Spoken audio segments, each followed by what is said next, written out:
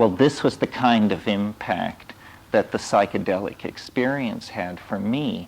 It was as though there was a doorway, a literal doorway, out of the completely otherwise flawless set of cultural assumptions that kept me, a Catholic altar boy in a small Colorado town in a Western democracy in a context of anti-communism, religious fundamentalism, consumer capitalism, so forth and so on. The whole bag of tricks and illusions were suddenly exposed for that. And beyond that, you see, like that traveler sticking their head out through the world system and seeing a whole different set of rotations and revolutions, you see another dimension of some sort. And then for me, the question became, of what sort? What is this? Number one, what is it? Number two, how did they manage to keep the lid on it? And number three, what can you do with it? Well, coincidentally upon all this, or let's call it coincidentally, society was just going bananas around somewhat similar issues, because I was born in 1946, so that means in 1966 I was 20 years old. And somehow fate had conspired to put me in Berkeley, California. So I happened to be at like the ground zero of the cultural explosion. But I had been following all this stuff for years. It just seemed to me a weird parallelism that my internal growth and obsessions were now somehow becoming the obsessions of society generally. Being 20 years old, I just thought it was a kind of vindication. I knew I'd been right since I was 16, so here was the payoff. But then, it didn't exactly work out like that. These concerns moved through society like a wave. And then other stronger, what the I Ching calls prepotent systems of arrangement reasserted themselves. And instead of a kind of psychedelic utopia, there was a kind of anti-psychedelic dystopia. And everything that psychedelics had tended to call into question, which were the great sins of the 20th century, the misuse of propaganda, the abuse of imagery, the distortion of information. I mean, these are all uniquely modern new sins, if you will. And I talked last night a little bit about the connection between dreams, the unique province of 20th century psychological theory, film, and the psychedelics.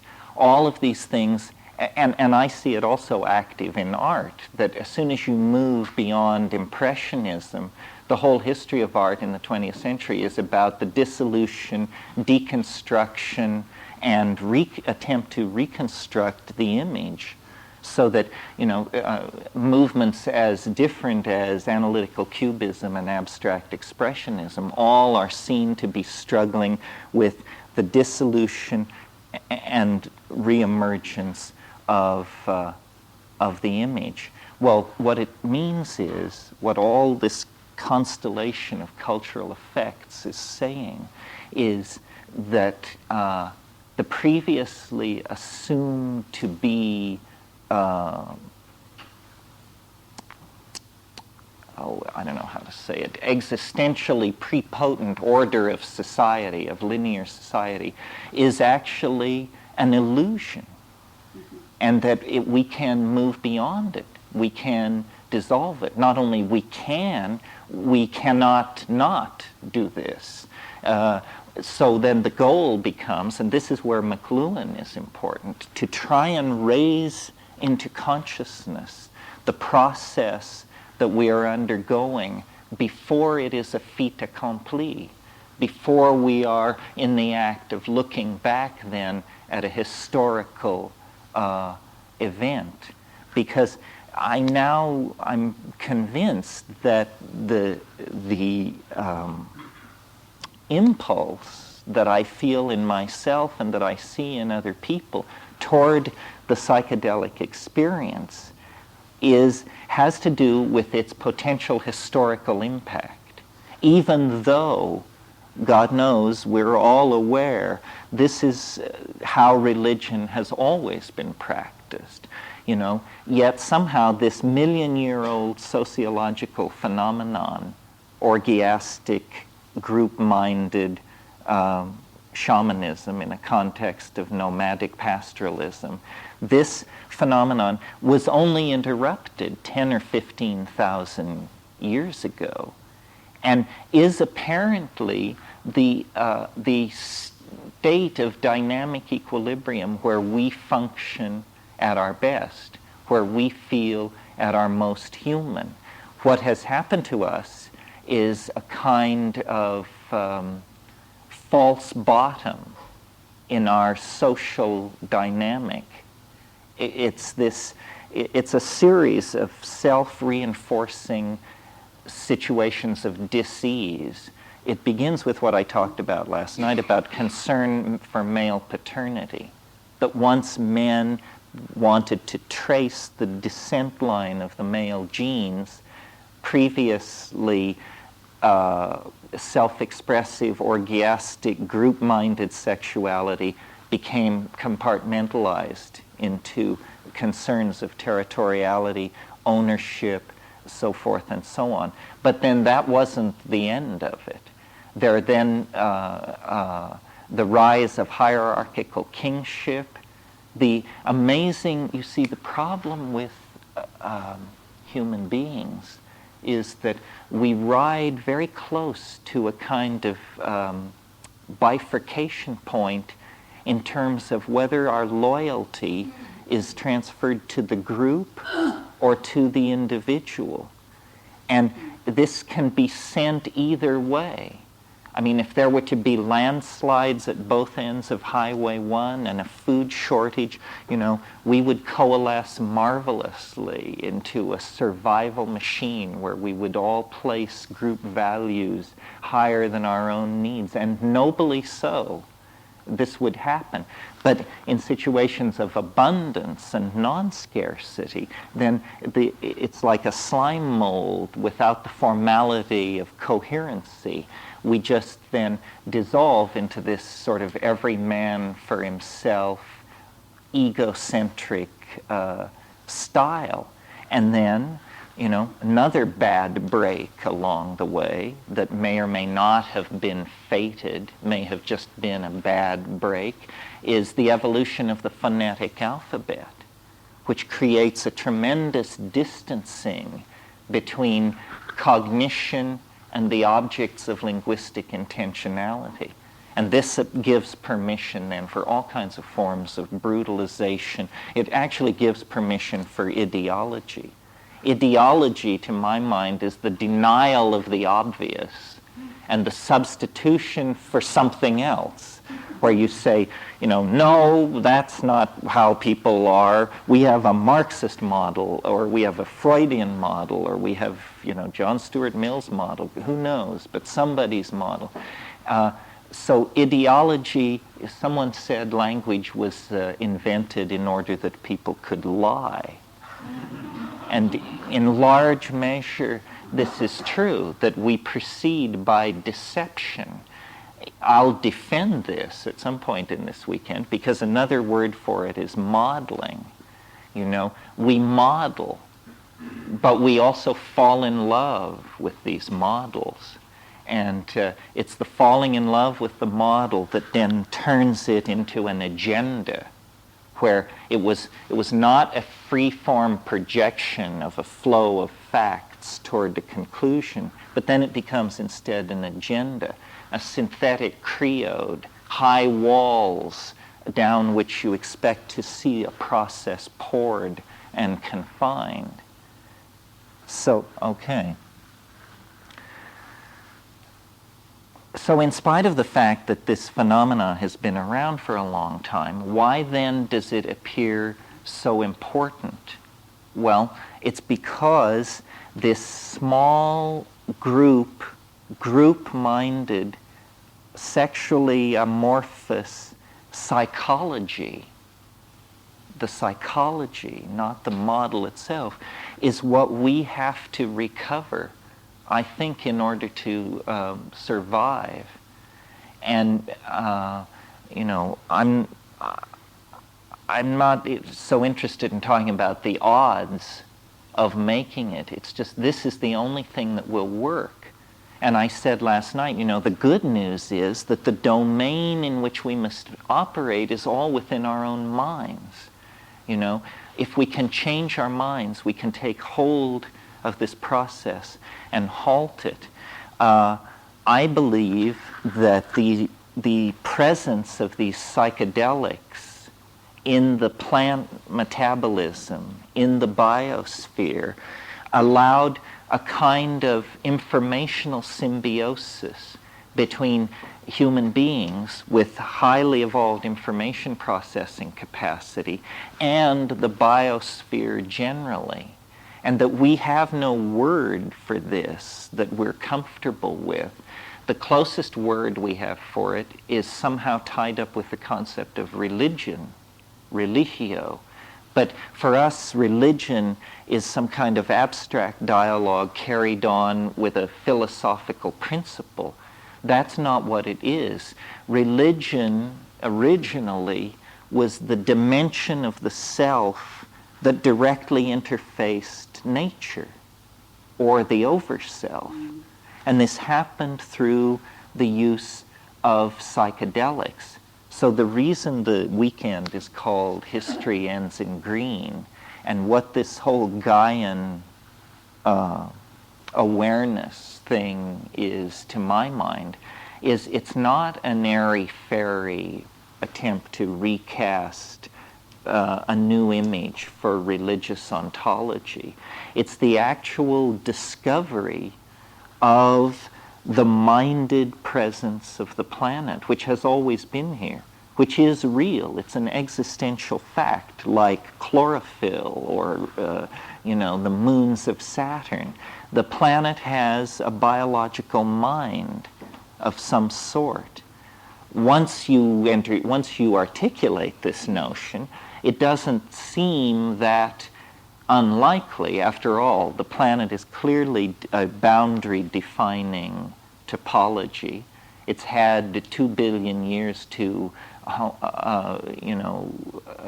make itself metastable, undergo all kinds of autopoiesis. We see the evidence of this around us in the form of the climaxed biome of the planet. We see that biology and water chemistry has been very active.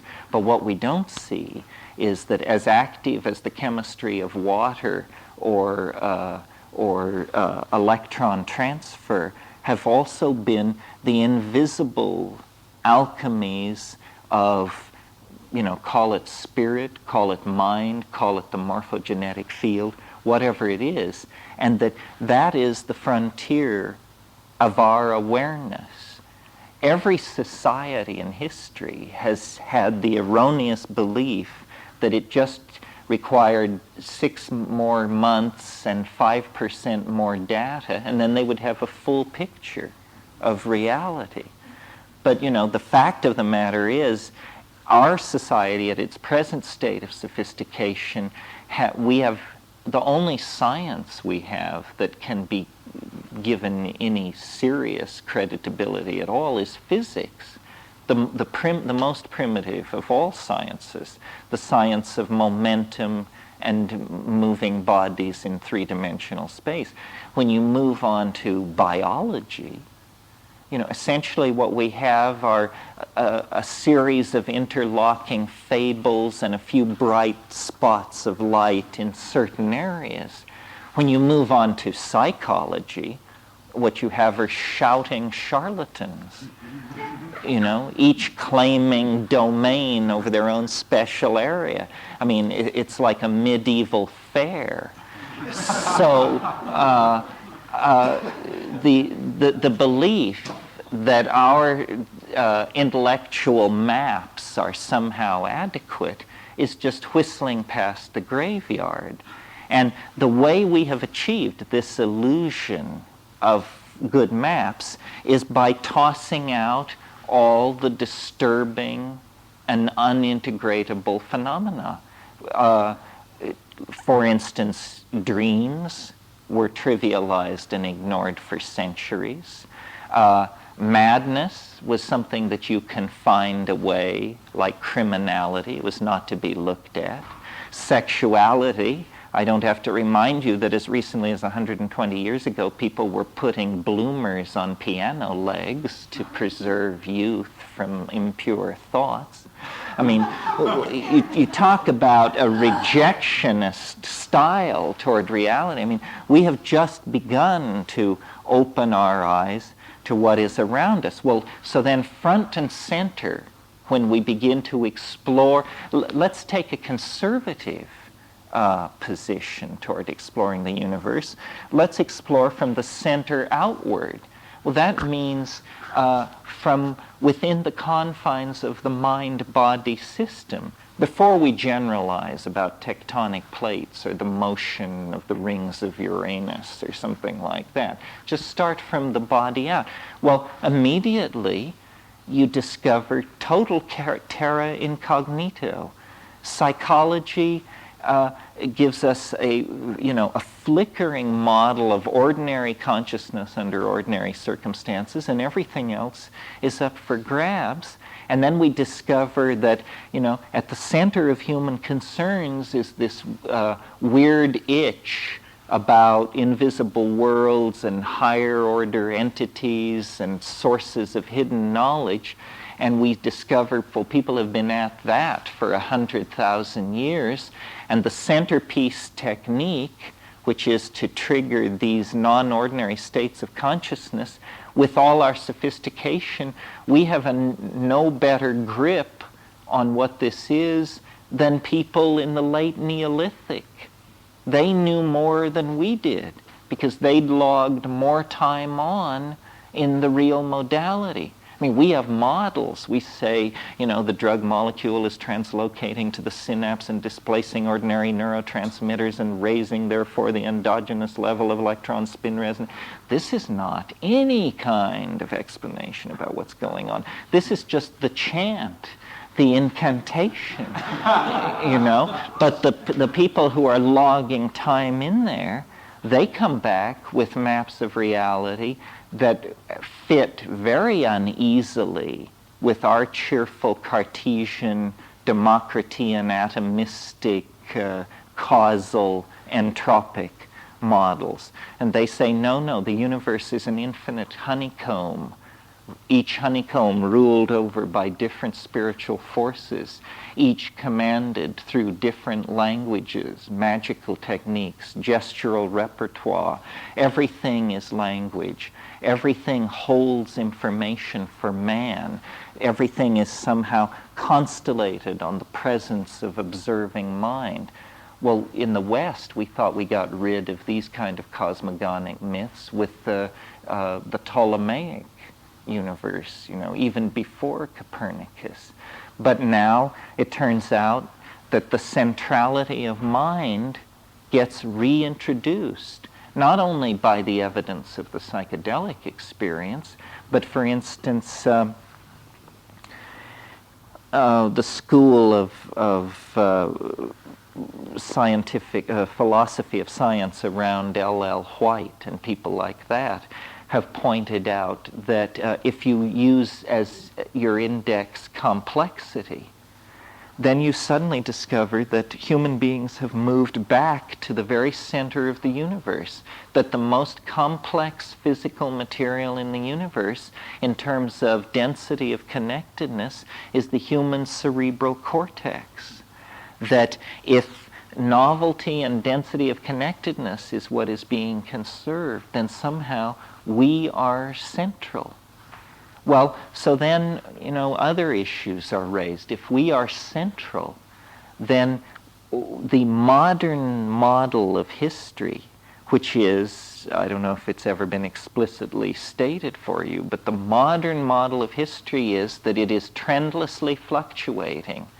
This is the largest structure in which we find ourselves embedded, call it the last 10,000 years, and the best guess of the people who spend the most time looking at it is that it trendlessly fluctuates. That means it's like a drunk on a wandom walk. You see that processes are channeled toward conclusions. That in the evolutionary, well, leave that aside for a minute. In the realm of physical chemistry, you see that the progressive cooling of the universe allowed more and more complex chemistry. First, electrons could settle down into stable orbits around atomic nuclei. Then molecular bonds could form. At still lower temperatures, polymerization could form, and therefore templating type molecules like DNA. The universe seems to be an engine for the conservation of complexity until we reach the social sciences, where they want to tell us that history is just dropped into this process willy-nilly, is not fractally modeled on anything that precedes it, does not express an internal coherence, and is a completely trendless process. Yet notice that this completely trendless process is atomically composed of the most complex material organization in the universe, the human cerebral cortex. Well, I mention this because part of what I'm interested in with this weekend is trying to get a handle on, what is history? What does it mean? It began only 1,500 generations ago, which if we were fruit flies would be 3 weeks ago. So, it's not something really basic to human beings, but it's a process that got started about 1,500 generations ago, and it's clearly a cumulative runaway process. It's going on outside the realm of ordinary genetics. Ordinary genetic change is very conservative and slow. This is a cancerous type process, but in the cultural domain, it's an epigenetic process, meaning it's not scripted in the genes, but like writing and TV and painting, it goes on outside of the genes. Well, where does it go on? Well, it goes on in the domain of language. And to my mind, language is the critical area to focus on in terms of where the psychedelics are operating, and how, if our interest is to trap them doing their elfin work, then the place to look is in the domain of language. Why? Well, first of all, look at what language is. It's a weird kind of ancillary add-on process to the human organism. No other monkeys do it in quite the same way. And I don't argue that there is not linguistic and grammatical activity in monkeys, dolphins, termites, what have you, but it's very different from what goes on in human beings. Obviously, for instance, you probably know that the soft palate of the human being drops lower in the fetal form than in any other primate by 40% or something. The embryological interpretation of this is that the human animal is hardwired for language. And if you notice what it is, it's small mouth noises, rapidly modulated small mouth noises. And it's a highly conventionalized style of behavior which allows transduction of thought. It's a form of telepathy, a striving toward a crude telepathy. Because if you analyze what's happening in the linguistic act, It's that we've all gotten together and we agree that there are these small mouth noises, and we agree that a given set of small mouth noises means a certain thing. And we've spent so much time together and so conventionalized our responses to each other that your dictionary of small mouth noises is theoretically supposed to match my dictionary of small mouth noises. So the words going through the air impinge upon your ear. You make a rapid search of your dictionary and you come up with what you assume is a one-to-one match. And we rarely get together to check out just exactly how good a match it was. Occasionally someone will ask a question and we will see that they understood that the match, and so the match was good. Because I see a lot of transcripts of my talks, I know that typists hear the most amazing things. And without ever questioning what they hear, they type these things that when I read them, they're complete malapropisms. But this is what was heard. And as the level of discourse rises, or the density of the technical language increases, it becomes much, much shakier. I mean, I just had the experience of lecturing in Czechoslovakia, in Prague, to the Film Academy. And, you can go a long ways on sincerity, but there's a long ways still to go. Just nodding and smiling doesn't do it. Especially when the concepts are fine-tuned, and it's where they're fine-tuned that they're always interesting. It's in the nuances of it. Well, I think probably that this activity was originally stimulated by the use of psychedelics. That, in fact, most of what is human about us has to do with the presence of psychedelic and mutagenic compounds in our diet when we made the transition from being fruitarian, vegetarian, arboreal tree dwellers to becoming nomadic pastoralists. If you think about it, you can see how this would work quite neatly. The reason animals specialize their diets is to hold down the amount of exposure to mutagenic chemicals. So most animals have highly specialized diets. That's because then they can develop pathways to sequester mutagens or to just avoid exposure to them initially. But if you put pressure on an animal, on its original food source, where it's actually facing a situation of possible extinction or dietary transformation, it will begin experimenting, expanding its repertoire of foods.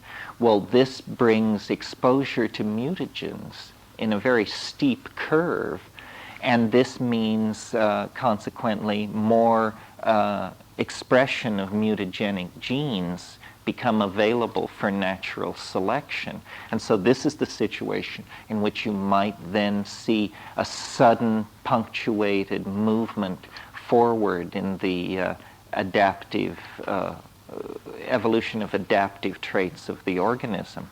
Well, how this worked in the early human situation was drying up of the African continent forced proto-human arboreal types onto the grassland, where they began foraging for and insects had been part of their diet in the canopy situation. They began foraging. It's also thought they began perhaps predating on carrion kills killed by larger carnivores like lions. In any case, they began forming a relationship that had them following along behind these evolving ungulate herds of mammals on the African veldt. And in that situation, they encountered the coprophytic mushrooms, the mushrooms which grow in cow dung preferentially, and many of these contain psilocybin.